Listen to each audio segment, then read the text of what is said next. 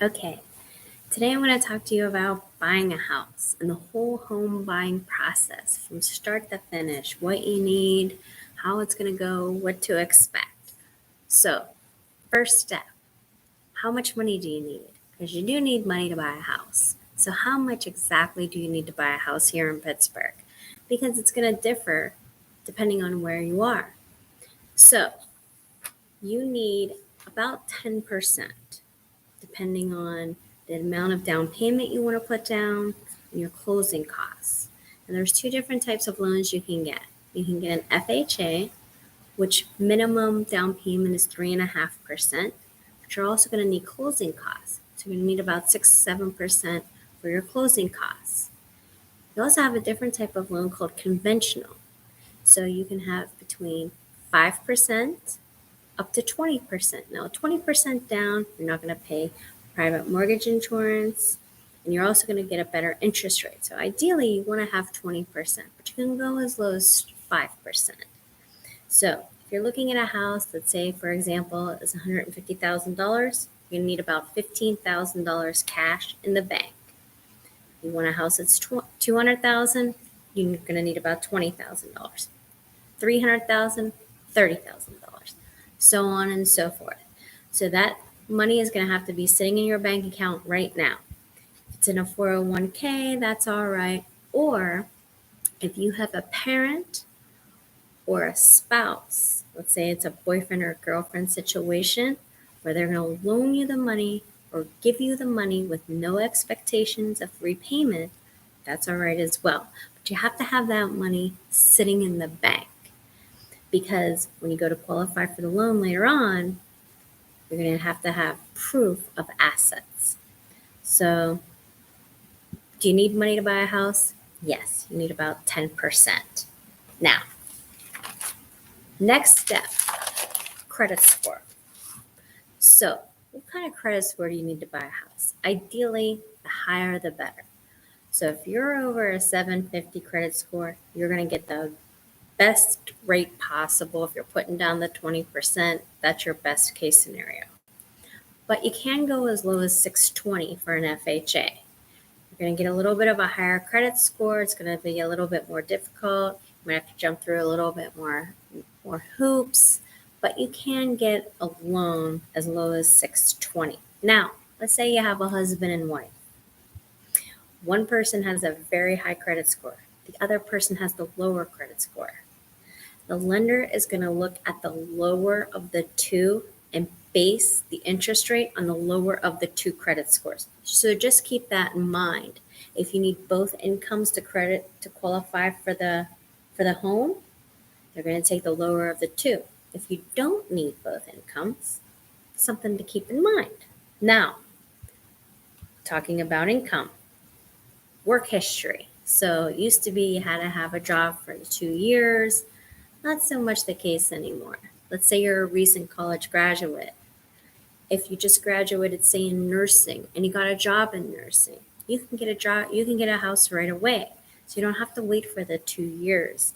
If you just graduated college and you got a job in your field of study, you can get a house with an offer letter.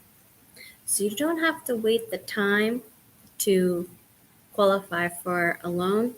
You can get a loan right away. No need to wait those 2 years. So if you haven't been working, or if you're going to be working, you do have to work full time. So with that offer letter, if you are getting an offer letter, okay, the offer letter will have to be signed by both you and your employer with no contingencies. So no drug tests, and if there is, it'll have to be after. Let's say you've been working. You have to be working full time at your job, or like we talked, just graduated. Now, next step, you're going to want to meet with a lender. Now, I am your one-stop shop realtor, so I can put you in touch with local mortgage lenders, because everybody thinks, oh, I have an account with PNC or Chase or Bank of America. They're the worst places to get pre-approved. One, they're going to give you a higher interest rate. Two, they don't have as many products as a mortgage lender, a local mortgage lender. So, what I've also seen is that if you come from another state, let's say you still have your bank with a credit union in another state, they don't have access to our local MLS. So, when they're doing a cost estimate sheet, they're not going to give you accurate cost information.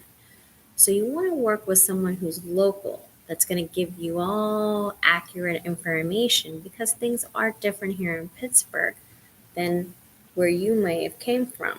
So like I said earlier, closing costs here are about 5 to 7%. And that's because here, buyers pay some costs here that aren't really typical. In other states, they're usually seller costs. So that's why you want to work with a local lender. Now, speaking of that local lender, some of the information he's going to need from you when you do get pre-approved. He's going to need your past 2 years W-2 statements. He's going to need 2 months of your bank statements. He's going to run your credit, and he's going to need 2 pay stubs. So if you haven't started your job yet, don't worry about it. It's okay. You can still qualify. But he will be doing a hard credit check because I know sometimes people say, oh, I don't want a hard credit check. If you're worried about a hard credit check, then maybe it's not a good time for you to buy a home. But he's going to do a hard credit check. Based on that information, he's going to say, okay, you are qualified to buy a home up to this amount of money. Now, if you have a home that you've seen that you can say, hey, I like 123 Main Street. And if you give him an address, he can tell you down to the penny, okay, this is how much money your down payment will be. This is how much your closing costs will be. And this is what your mortgage payment will be. So you'll know exactly. If I want to buy a house in the city of Pittsburgh or in a suburb, this is how much it's going to cost. Because it does differ. Taxes differ greatly from neighborhood to neighborhood here, whether you're in the city, whether you're in a suburb. Closing costs differ greatly here, whether you're in the city, whether you're in a suburb. Also from county to county. So things will change greatly depending on where you are. Now, finding the right home. So, when is a good time to buy a house? Because you hear people say, oh, I want to wait. The market's so volatile. I don't know what's going to go on. Well, here's what you have to ask yourself. What are your opportunity costs? What's it going to cost you? Because there's been many people who've said, I'm going to wait, and prices have doubled. Interest rates have doubled. So people who have said they were going to wait last year are now paying double the interest rates and about $50,000 more for a house, or maybe 20-30% more for a house. So it's always a good time to buy, especially if this is a home that you plan on being in long term. Because if you're renting right now, you know that your rent is going up at the end of your lease. You know this. Landlord is not going to keep your rent the same. Also, are you sure if something breaks, the landlord's going to fix it? Do you want to keep living next door to your neighbors? What if the neighbors are nice? They move out, they get a house. You want to live next door? Who knows who's coming in? So it's always the right time to buy a home. Now, when you are looking, I know, especially with first-time home buyers, sometimes first-time home buyers have these grandiose thoughts. I want this, I want that. And here's what you have to think. The first home is to get you out of the situation you're in, to build equity, to get you to your dream home. So you think of this property as a 5-year plan. It's going to help you build equity and then get you into the dream home of your next house, because you're not building any equity by renting for the next 5 years. You're just going to be wasting your money. So you get your house, you get a house in a nice neighborhood. It's going to build you equity. It's going to get you out of the situation you're in.